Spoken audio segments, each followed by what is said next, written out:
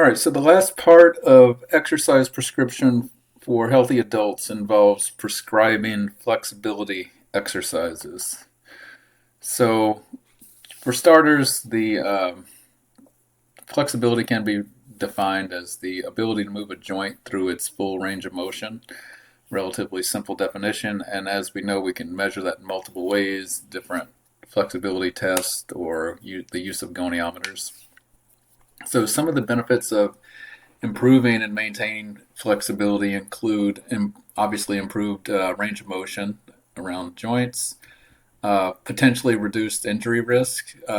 There's a lot of debate about that, but generally speaking, the more flexible and a muscle is, it does slightly lower the risk of musculoskeletal injury during activity. Um, Enhanced performance potentially, better posture if you're talking about the core of the body, improved blood flow, reduce soreness, and then things that we don't really think about too much, including like stress relief, relaxation, especially if this involves some type of stretching activity, like class, like a yoga class or something. And then improved independence, reduced risk of falling, especially in older adults, and also it can help with balance as well. So one of the big focuses here is going to be on the type of stretching available. So ballistic stretching, by definition, is a dynamic type of stretching where you use gravity and momentum to enhance the stretch. So if you can see this individual here leaning over, kind of using a bouncing movement to facilitate the stretch in the back of the legs. That's classic ballistic stretching. Another type of dynamic stretching involves just slower movement dynamic stretching, where you gradually transition between different body positions. So I put a couple of examples here. Like the woman here is kind of moving back and forth, kind of stretching the inside of the leg, and it's not just staying still and holding it like a classic static stretch. She's actually moving a little bit, and then as the movements progress, you can go a little bit deeper and deeper, facilitating the stretch. There are also sport-specific dynamic type stretching you can do. So as you can see, the individual here kind of bending over doing this is very common in baseball players, kind of walking, stretching the back of the legs, and bending over and kind of doing a scooping movement. Here, kind of similar process, but this is facilitating the stretch of the front of the legs, quadriceps, where you're doing a slow dynamic movement, stretching the quadriceps and then bending over a little bit, and stressing the other leg. So any movement like that is also considered a dynamic type stretch, where you're gradually transitioning between different movements and progressively increasing the range of motion. As far as static stretching, classic static stretching is just stretching a muscle group and holding it for a period of time. This is probably the most common type of stretching there is. Most people are familiar with passive stretching, where you just hold a stretch without using any muscle contraction. And so that might be something like you're seeing here. The individual is laying on their back, stretching the back of the leg, the hamstring muscles, and stretching it to a certain point and just holding it. So this would be passive stretch. Same thing here. Individuals using a device, like in this case a box, to kind of help with the stretch, but the key point is they're holding the stretch, stretching and holding it for a period of time. Active is similar, but you actually use the agonist muscle of the movement to facilitate the stretch. So in this movement, where it's basically a hip flexion movement, the agonist muscle of hip flexion is going to be your hip flexors in the front of your leg, and the antagonist would be the muscle you're stretching in the back. And so in this case, even though you're stretching this antagonist muscle, like the hamstrings in the back of the leg, you're using the quadriceps to pull the leg back and facilitate the stretch. So that's an active form of static stretching, where you're actually using muscle contraction to deepen and facilitate the stretch. And you can see in this picture right here as well, the individual's trying to lift the leg upward without using a box in this case. They're just using the muscles in the front of the leg to facilitate the stretch. And then the most complex type of stretching is PNF, proprioceptive neuromuscular facilitation. And there's different techniques, different ways to do this, but all of them involve some type of muscle contraction followed by stretching, a static stretch of the same muscle group. So the classic PNF stretching that's done is the hold relax method. And there's a lot of kind of discrepancy about the terminology that's used here. So what I did, I went back to the NSCA's guidelines, and these terms are the preferred terms to use.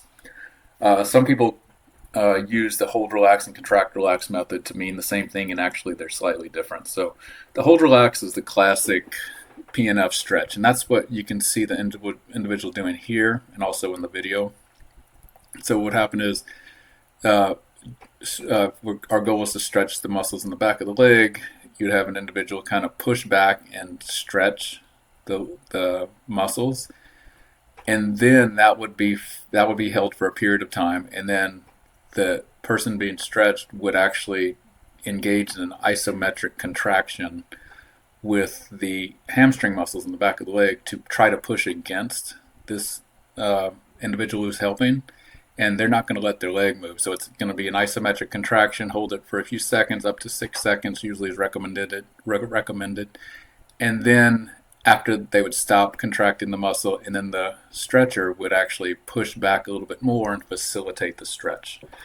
So doing this technique generally alters the neurological aspects of the muscle, and it provides for a deeper stretch. So one of the things it does is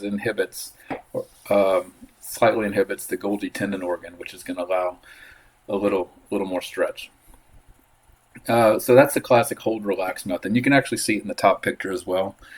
So if you want to just follow this, so pushing back, holding, now this individual would be doing an isometric contraction, and then they facilitate the movement even more as they push it back after the isometric contraction.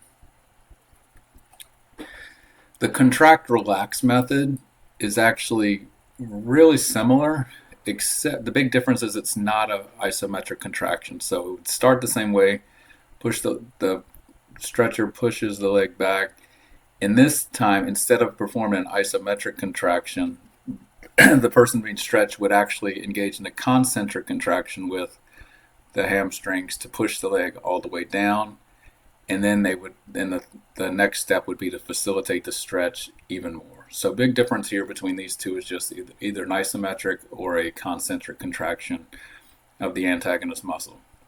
And then lastly, you can also do a hold relax with agonist contraction. And so this is pretty much the same as the first one, except that the person being stretched is actually going to use their hip flexors to facilitate the stretch. So it would start the same way. The tester would push the leg back. The person being stretched would engage in an isometric contraction. The tester would not let it move. And then when they do the deeper stretch after that isometric contraction, the person being stretched actually uses the hip flexors to help facilitate the stretch. So that's why it's called hold relax with an agonist contraction. So these are the general recommendations for flexibility. So frequency, 2 to 3 days a week. Nothing wrong with doing it daily. So they do actually say that daily stretching would be the most effective. As far as the intensity, the terminology that's used is feeling of tightness or slight discomfort, so definitely not pain. And how long you hold the stretch, it depends on the type of stretch you're doing. So obviously with dynamic stretching, there's no holding. But for a static stretch, 10 to 30 seconds is the general recommendation for most adults. Older individuals may benefit from longer, up to maybe 60 seconds. And then for the PNF stretching, the contraction phase of that, 3 to 6 seconds. And then followed by the assisted stretch that we were discussing for about 10 to 30 seconds.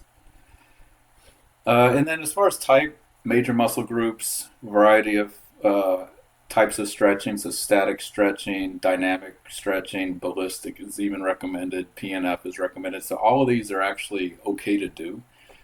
But But a couple of things, you generally don't want to engage in a lot of static stretching as part of a warm up. It has been shown to impair performance, and I'll talk about that on a couple of the upcoming slides. So, and then as a goal to shoot for most individuals, the healthy adults anyway, if they're doing a static stretch for 10 to 30 seconds, uh, 2 to 4 repetitions, just so you can get up to a total of about 90 seconds per stretch. So if that could involve 3 repetitions, holding it for 30 seconds, or 4 repetitions, holding it a little bit for a shorter period of time. So 90 seconds is a good goal to shoot for total time engaged in the stretch. And then a couple of other things about stretching. So stretches are generally more effective when the muscles are warm. And as I was saying, intense static stretching should not be done prior to an exercise bout. Uh, there is evidence out there that intense static stretching can actually impair performance. And so specifically once you get over 60, 90 seconds. But again, it's not recommended to engage in static stretching as part of a warm-up before some activity. So more dynamic stretching is preferred before activities. And then if you want to do extensive stretching, you can just do it on your own, right? So you could just have maybe a day or an exercise session just devoted to stretching. So as far as dynamic stretching, like we said, prior to vigorous activity or engaging in sports, frequency could be multiple times per week. They put at least 5 days a week, but obviously, depending on how many times you're engaging in exercise throughout the week, it might not need to be that high. So as low as 2. Full range of motion, 3 to 6 sets, 30 to 90 seconds, 15-second rest between the sets. And remember, this is dynamic movements where you're actually moving the joints as you're stretching them, and a lot of this is incorporated into warm-up type activities. So type, again, dynamic, and this could also include ballistic movements. And then in addition to the classic stretching that we just talked about, there are other ways to improve flexibility. So even resistance training just has been shown to improve flexibility. And if you think about it, this kind of makes sense, because if you're engaging in resistance training, you should be putting the joints through a full range of motion. Just this itself has actually been shown to improve flexibility. Other techniques, foam rolling has been shown to improve flexibility. Yoga is definitely an option for flexibility. As far as improving flexibility, Pilates, same kind of thing.